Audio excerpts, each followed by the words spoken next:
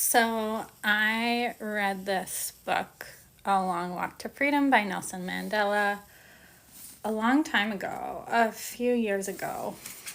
And honestly, this is one of the best business books I've ever read because I'm just kind of realizing this about me, but my business, in some ways, I'm not like an entrepreneur for the game.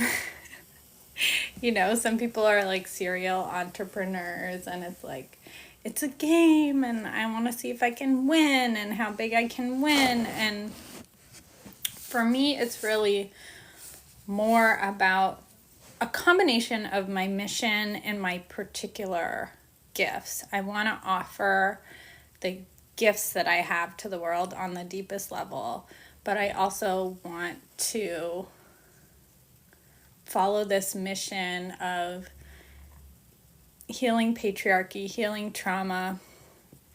Particularly, I was the perfectionist, perfect eldest daughter, people pleaser, and that led to a lot of success for me in my jobs and everywhere I went in school, obviously, but it also led to me burning out.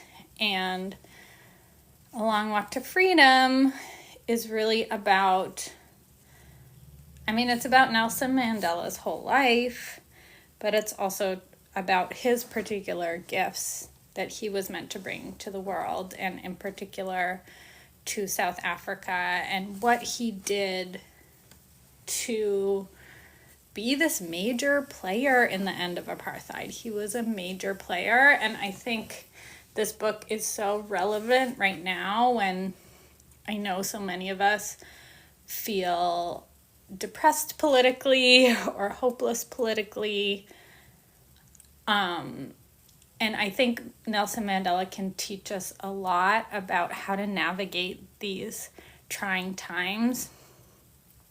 Even if you're in a group who is actively having their rights taken away at this moment, this book can teach us a lot about, okay, what do you do when you are not in the privileged class?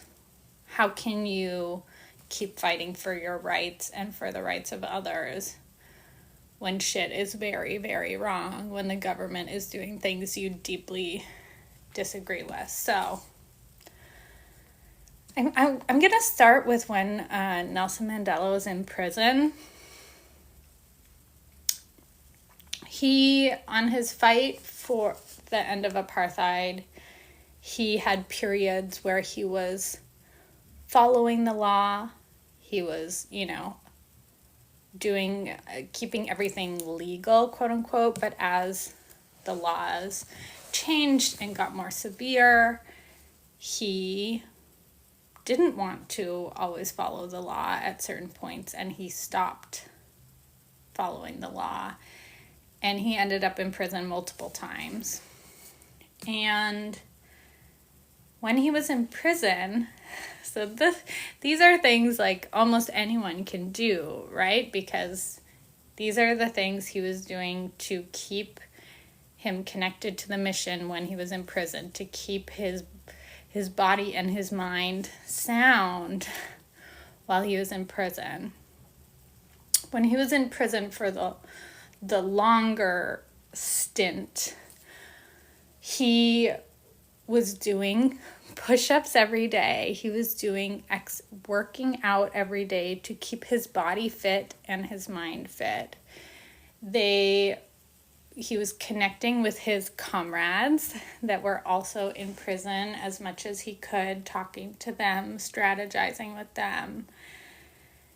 They would sing songs about freedom. They would talk about freedom. When they were shoveling rocks in prison, they would still try to whisper to each other and connect with each other and stay connected to the mission and the vision. of the end of apartheid. And I think this is something all of us can do right now, is take care of your body, take care of your mind, go for your mental health walk, or go swimming, or whatever, dancing, whatever kind of movement you like to do. Connect to community, talk to people who believe the same things, who believe in a different future than the future is being created by the US government in particular, but also other systems. And stay connected to community, stay connected to the mission and the vision. And Nelson Mandela was seen as such a threat to the government of South Africa at that time during apartheid because he was a brilliant communicator.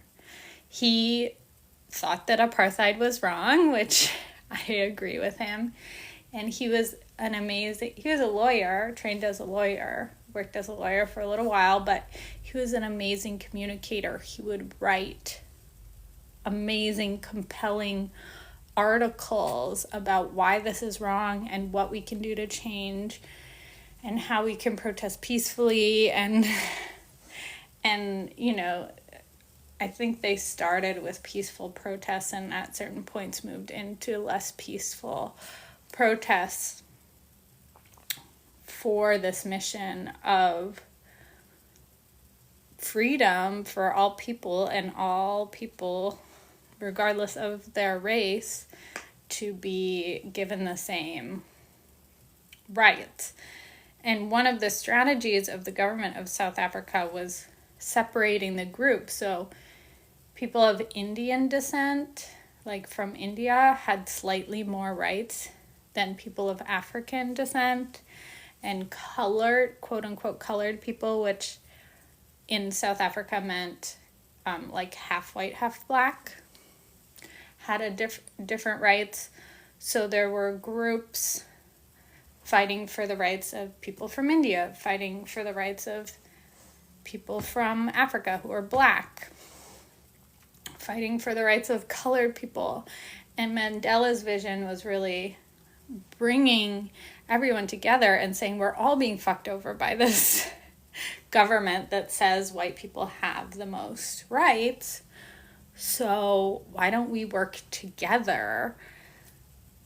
The government's trying to keep us apart by giving us you get slightly more rights than me. You get slightly better food. If you go to prison and you're from India, you get slightly better food and slightly better clothing than someone who's black, in the hopes that these groups stay apart. But he was of the vision of let's bring everyone together. And he was this amazing negotiator in the sense that he was able to communicate even with people from the government, with white people, from this place of logic and respect. And even though, of course, he was incredibly angry and upset at times, when he came to the negotiation table with government officials, which he sometimes got that opportunity, he would come from an assertive place, but also a respectful place to make those negotiations. So I think the message for this time, and this applies to if you're an entrepreneur with a mission-driven business, or if you're just a citizen, a concerned citizen in the era of Trump and Musk and Doge and everything that's happening, is it's more important than ever to take care of your body and your mind and to not let them break your spirit. Like, that was one of Nelson Mandela's things that he was so good at, is not letting them break your spirit and helping other people stay hopeful, stay connected to the mission, stay connected to the fight against injustice, as opposed to just giving up and saying, well, doesn't matter, anyways. Not, none of this matters anyways, or it's not going to change, or it's impossible to change.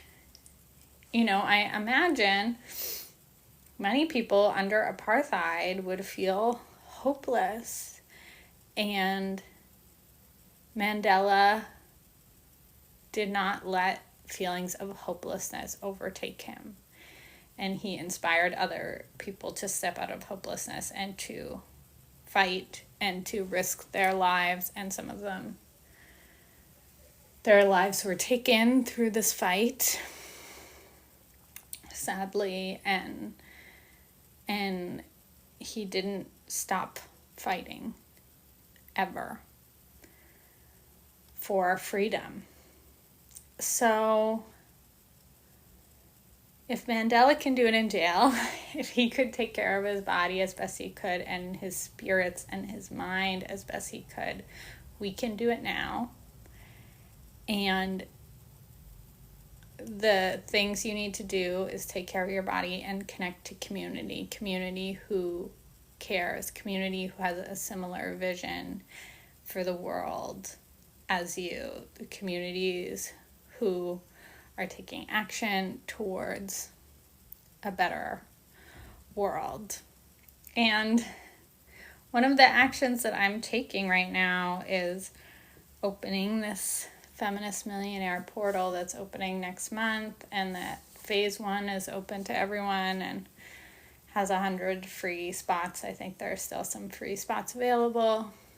You can head to the link in my bio, or the link in the description, or the link in the comments.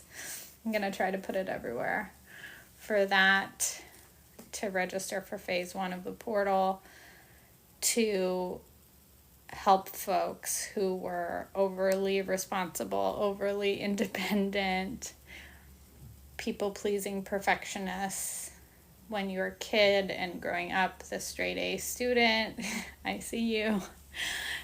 And who doing all of that was exhausting.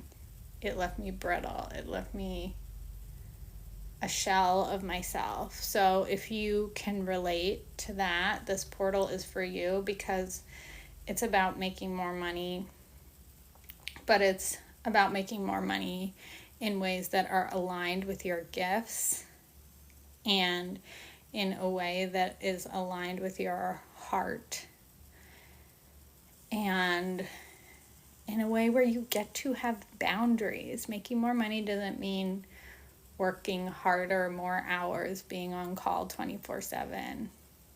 It can mean that if that works for you, but it does not have to mean that. So you're super warmly invited to the Feminist Millionaire portal. If you're a witchy entrepreneur, this is an especially good fit for you.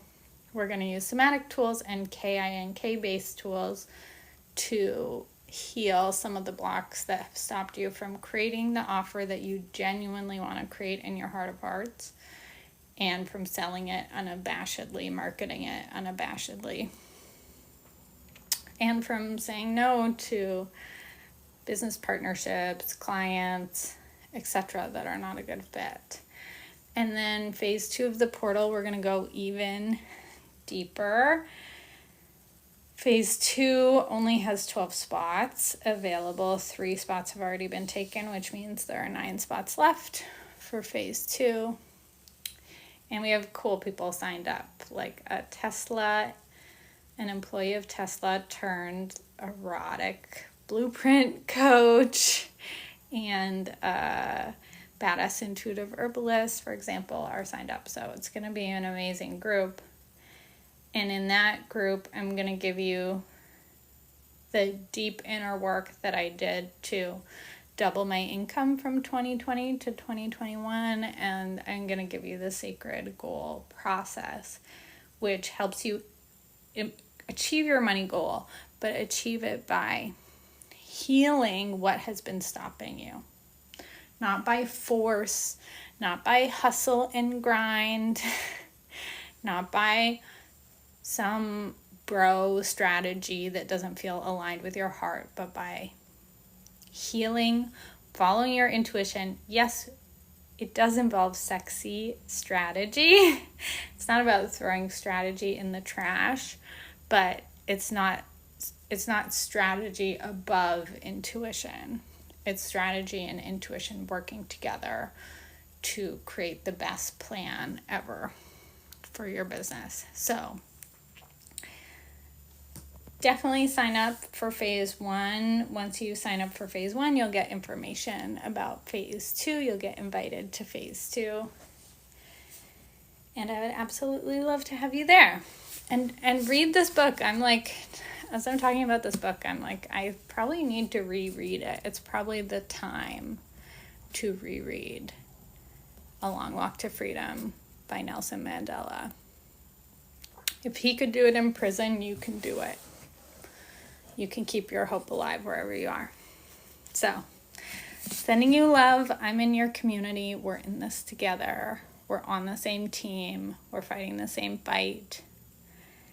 And let's go. Let's make some change. See you in the portal.